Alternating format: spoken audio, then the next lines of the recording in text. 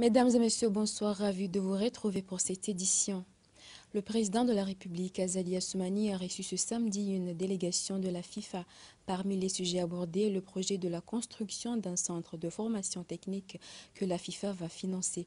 Le chef de la délégation est le ministre de la Jeunesse et des Sports, nous en dit plus. Ils sont venus pour trois choses. Premièrement, c'est l'AG élective. Deuxièmement, c'est l'inauguration du stade de Sima, ce qui n'a pas été fait suite à la disparition de notre frère membre du comité de normalisation FACRI, qui est remis à une date ultérieure, Inch'Allah, et que la pandémie ne soit pas là. Troisièmement, ils sont venus remercier le président de la République du soutien qu'il leur a fait apporter pour la mise en place de ce comité, non seulement pour la mise en place de ce comité, mais pour l'accompagnement qu'il a fait à ce comité, à Mme Kaniza, jusqu'à ce qu'il ait rempli sa mission. Et quatrièmement, c'est lui présenter un grand projet de centre technique international qui sera financé à 100% par la FIFA, qui c'est une première, parce que la FIFA n'a jamais financé à 100% un centre technique au niveau mondial, sauf aux Comores. Et sans oublier les projets qu'ils ont menés aussi, la FIFA qui va mener la construction des infrastructures sportives à Mouéli comme à Anjouan. Bon, il n'y a pas eu de détails, mais on saura à l'avenir. Et je prends cette opportunité pour remercier le président de la République qui les a reçus. Non seulement il les a reçus, mais a décidé de les accompagner. Nous avons eu la chance d'être reçus et puis l'honneur d'être reçus par par son Excellence Azali Assoumani pour d'abord le remercier de son soutien qu'il apporte au football comorien, parce qu'apporter le soutien au football comorien, c'est comme si on apportait le soutien à la FIFA. Parce que par ces moyens que la FIFA aussi peut atteindre ce but pour permettre aux jeunes filles et comoriens de pratiquer le football. Le Conseil des ministres extraordinaire consacré au Covid-19 s'est tenu ce samedi au palais de Beti Salam sous le haut patronage du président de la République, Azali Assoumani. Les participants ont été informés de la mise en place de la coordination chargée de la lutte contre la Covid-19 dans le territoire national. La mise en place de cette commission est une suite logique au message à la nation du chef de l'État du 25 janvier dernier. Ce samedi, l'ONG Santé Diabète a remis au ministère de la Santé des masques chirurgicaux destinés aux patients souffrant du Covid-19 et diabète à la fois. Nourdine Saïd et Salim Zarkachi. C'est un lot de 2000 masques chirurgicaux destinés aux patients souffrant du diabète et atteints aussi de la Covid-19, plus précisément dans l'île de Mouéli. Selon les données des personnes décédées à Mouéli, sont en majorité des personnes vulnérables souffrant du diabète. À travers leur antenne à Mouéli, l'ONG Santé Diabète ont pris les dispositions avec le ministère de la Santé pour que ces masques arrivent à destination. C'est entre nous, mais ça méritait qu'on le fasse savoir, parce que l'important, en fait, c'est pas le nombre, les 2000 masques qui sont destinés à ces malades, mais l'important, c'est ce sentiment, c'est cette solidarité qui se manifeste chaque jour et qui illustre l'implication de tout le monde dans cette bataille, dans cette guerre contre la pandémie de Covid-19 dans notre pays. Force est de constater un regain de solidarité qui se met en place dans le cadre des mesures barrières pour la propagation du virus, comme ce fut le cas lors de la première vague de la Covid-19. L'association Santé Diabète compte remettre aussi ces masques aux patients souffrant de diabète d'Anjouan et de Ngazidia. Il a été constaté que le nombre de patients ayant des insuffisances rénales augmente considérablement ces dernières années. En cette période de crise sanitaire liée au Covid-19, l'unique service d'hémodialyse est débordé. En effet, certaines personnes atteintes du Covid-19 souffrent également d'insuffisance rénale. Pour en savoir plus, suivons ce reportage de Mounira Issouf. Le manque de chirurgiens pour l'installation des fistules fait partie des problèmes que le centre affronte de temps en temps. En cette période du Covid-19, si un patient souffrant des problèmes rénaux est testé positif de la Covid-19, le centre a du mal pour sa prise en charge. c'est par rapport au problème qu'on rencontre avec le coronavirus. Et les patients eux-mêmes. Ces patients sont des patients très vulnérables. On a perdu des patients. Et c'est rapide. Hein. Ce sont des patients qui sont diabétiques, hypertendus, et qui dialysés. Et une fois atteints par le coronavirus, c'est la respiration qui se bloque et ça passe. Donc, ce sont les gros soucis qu'on rencontre avec le coronavirus. Bien sûr, dans notre côté, les moyens de protection. Il faut avoir les moyens de protection, tout ça. On n'a pas assez de moyens de protection, comme tout le monde. Hein. On n'a pas assez de moyens de protection, mais on essaie de faire le mieux, le nécessaire, pour la désinfection, pour les matériels à utiliser pour la protection du personnel. Il n'y a pas assez de matériel. Selon certains patients, former des médecins pour l'installation des fistules et la décentralisation du centre d'hémodialyse dans les îles de Moélie et Nzouani sont impératifs. Tu vois, c'est la fistule. Cet appareil, on part à l'étranger pour son installation. Toute personne qui veut débuter la dialyse, il faut qu'elle l'installe à l'extérieur. Cet appareil facilite la dialyse et pourtant aux Comores, il n'y a pas de spécialiste pour cette opération. On aimerait que nos autorités nous aident à former des médecins. Si c'est possible, décentraliser ce centre de dialyse dans les îles de Moélie et Anjouan, afin d'éviter les déplacements et les dépenses d'argent. 11 ans depuis l'ouverture du centre d'hémodialyse aux Comores, l'effectif du personnel est très réduit alors que le nombre de malades rénaux prend une grande ampleur. Conférence de presse organisée par le comité insulaire de Moélie. Plusieurs points ont été abordés, notamment les vols domestiques et la reprise des cours. Je vous propose de suivre ce reportage de nos confrères.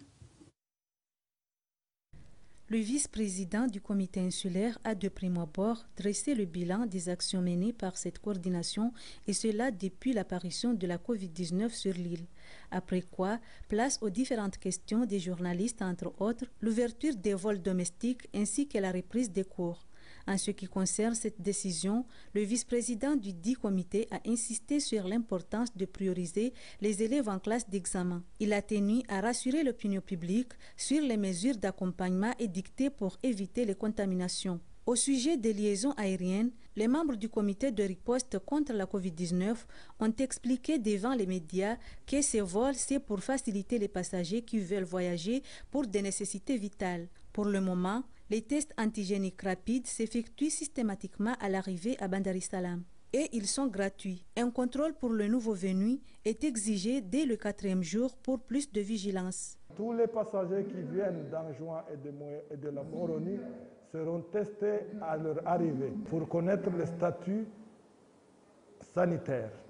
Nous espérons que la population comorienne nous comprendra et saura que nous avons été les plus touchés.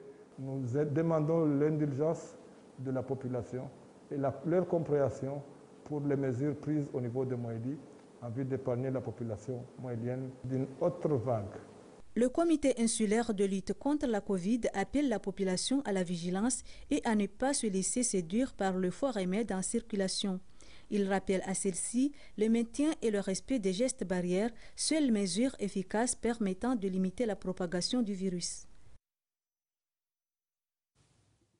Ce vendredi 29 janvier, l'Université des Comores a anticipé ses congés universitaires intermédiaires précédemment prévus du 20 au 27 février 2021 pour pouvoir assainir tous les sites afin de lutter contre cette nouvelle vague. Les cours reprendront le lundi 15 février 2021, suivant l'administrateur de l'UDC au micro d'Ikam Ben Saïd. Ce calendrier consistait justement à désinfecter, à organiser des travaux d'assainissement sur nos sites, sur l'ensemble du territoire. Et par rapport à cela, tout en travaillant, nous avons constaté qu'en fait, pourquoi ne pas raccourcir un petit peu les délais, puisque ce calendrier épuisé, immédiatement après, nous allons entrer dans la période des congés. Donc ce serait très difficile de faire cela. Nous avons décidé alors d'avancer la date donc, de nos vacances, des congés intermédiaires, afin de les faire coïncider avec le moment donc, de désinfection et d'assainissement.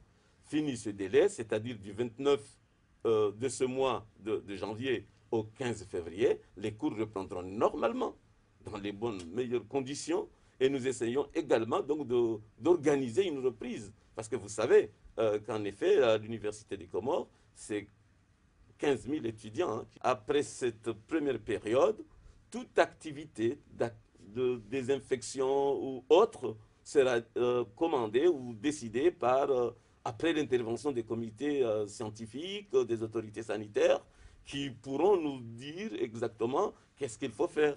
Là, maintenant, c'est un travail à nous, en relation avec le Croissant Rouge. Nous avons décidé donc de faire ce travail-là. Mais après, s'il y a d'autres recommandations, l'université sera obligée donc se soumettra. C'est ça notre vision, quoi. 29 janvier, premier vendredi sans prière collective, nos reporters de l'île d'Anjouan ont constaté que cette mesure est bien respectée par tout le monde. Reportage Ibrahim Hicham Swali, Saïd Ali Hachim et Félistina Razafisson. Pour ce premier vendredi, depuis l'instauration des nouvelles mesures pour lutter contre le coronavirus, les portes de mosquées sont fermées. Presque toutes les mosquées de l'île se sont soumises aux mesures. De Mutsamudu, où nous nous sommes rendus sur place, les fidèles parlent d'une décision sage du côté du gouvernement, mais ils estiment également que les établissements scolaires devraient aussi être fermés. Même son de cloche du côté de la commune de Bandrani, le responsable de la mosquée, par respect de l'autorité compétente, ils ne se sont jamais opposés à une décision du gouvernement. La prise de conscience de la population sur la virulence de la maladie est immédiate. Beaucoup estiment d'ailleurs un durcissement des mesures pour barrer la route au virus. Rappelons-le, la première fois où les prières collectives étaient interdites dans les mosquées, les fidèles jouaient au chat et à la souris avec les forces de l'ordre. Ce vendredi soir, la force de l'ordre était dans la commune de Mironti pour veiller à ce que le couvre-feu soit respecté. La gendarmerie s'est trouvée dans l'obligation d'utiliser du gaz lacrymogène.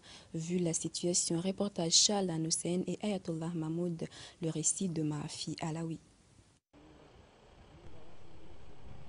3 jours après l'instauration du couvre-feu à partir de 20h sur l'ensemble du territoire, hier soir, la commune de Mironti a ouvert le bal sur la violation de cette mesure. Elle a eu droit à une pluie de gaz lacrymogène du côté des forces de l'ordre pour non-respect des mesures prises par le gouvernement.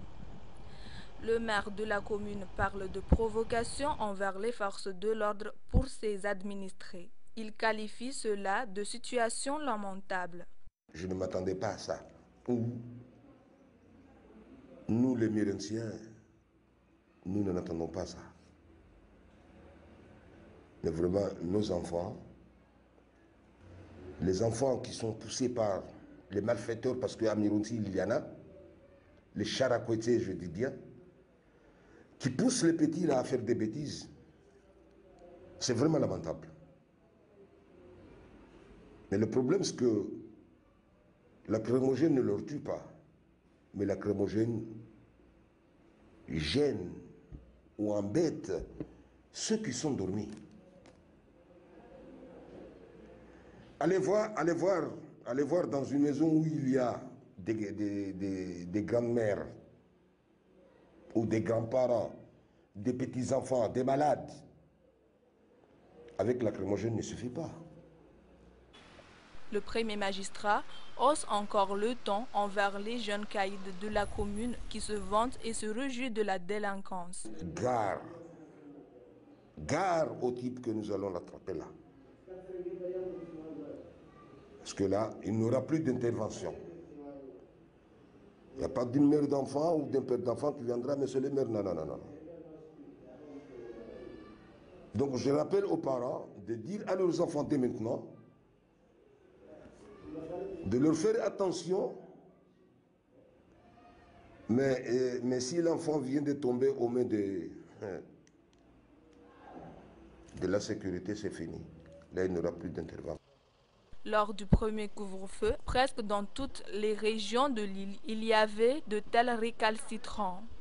Ce vendredi, Si les fidèles de la ville se sont acquittés de la prière collective à domicile, le soir, les jeunes de Mironti ont tracé la voie de la révolte. À qui le tour pour ce soir? Autre volet de ce journal, lors d'une tournée effectuée au nord de l'île de Ngazidja, nos reporters se sont rendus à Ouzio, une localité de la région de Mitsamiouli. Sur place, Ali Odar a attiré leur attention. Il exerce le métier de forgeron. Voici le reportage de Mariam Aliriloa, Amal Kassim et Nordine Ibrahim.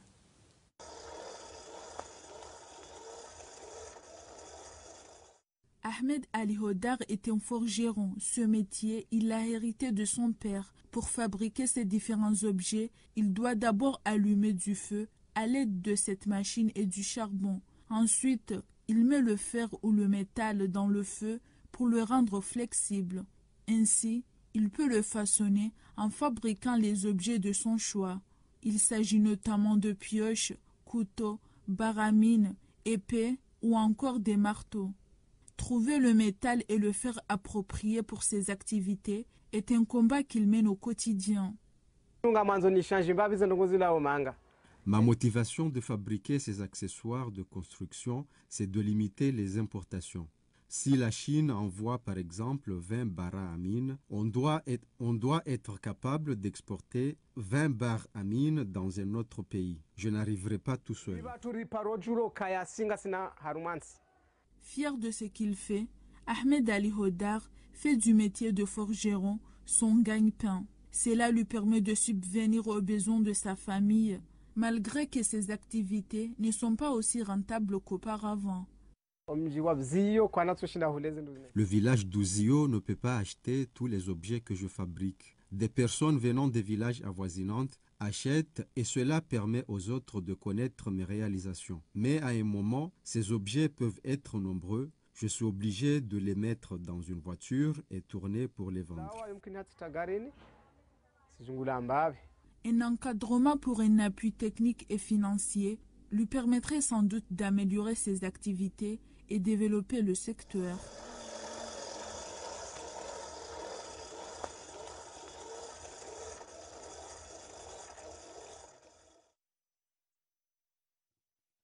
Le village de Bangwakouni est issu d'une origine mystérieuse. Au début, ce village se situe là où se trouve le lac Salé, un lac qui n'est pas exploité scientifiquement. Ceux qui ont voulu essayer ont échoué. Nordine Saïd nous fait le point. Voici les images de Nordine Ibrahim et Amal Kassim.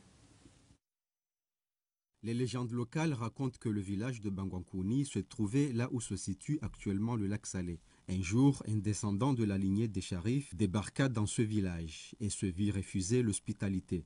Ne connaissant pas cet étranger, certaines familles du village le jetèrent dehors. Une vieille femme du village a fait l'exception en lui offrant à boire. Reconnaissant pour ce geste d'hospitalité, le Sharif lui a dit d'aller se réfugier avec sa famille dans les collines avoisinantes. À peine parti, le village est englouti par la mer, formant ainsi ce lac. Ce lac a tout dévoré, même les dernières traces de ce village. Les arbres qui poussent aux alentours du lac ne nous ont pas favorisés à nous approcher pour découvrir les empreintes de l'ancien village. Des arbres qui forment une petite forêt. Dans certains arbres sont accrochés des tissus rouges, blancs et des objets familiers aux esprits des djinns s'y trouvaient. Et c'est la fin de ce journal. Merci de votre attention. Bon week-end à vous.